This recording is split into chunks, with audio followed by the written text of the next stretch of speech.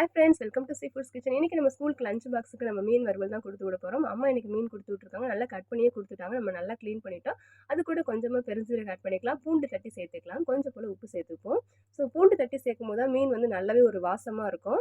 அதோட ஸ்மெல்லாம் இருந்தால் கூட போயிடும். கொஞ்சம் போல நம்ம கருவேப்பிலையை அதை சேர்த்துப்போம். ஸோ சேர்த்துட்டு ஒரு ஸ்பூன் அளவுக்கு நம்ம தனி மிளகாய் தூள் சேர்த்துக்கலாம். அது கூடவே நம்ம குழம்பு தூள் சேர்த்துக்கலாம். அப்படி இல்லைன்னா மீன் வறுக்கிற தூள் இருந்தால் நீங்கள் சேர்த்துக்குங்க. ஸோ சேர்த்துட்டு ஒரு அரை லெமன் இதில் நம்ம புழிஞ்சு சேர்த்துக்கலாம். லெமன் நம்ம சேர்க்கல அப்படின்னா கொஞ்சம் கூட ஒரு ஸ்பூன் அளவு தயிர் சேர்த்துக்கலாம். ஸோ மீன் நல்லாவே ரொம்ப டேஸ்ட்டாக இருக்கும்.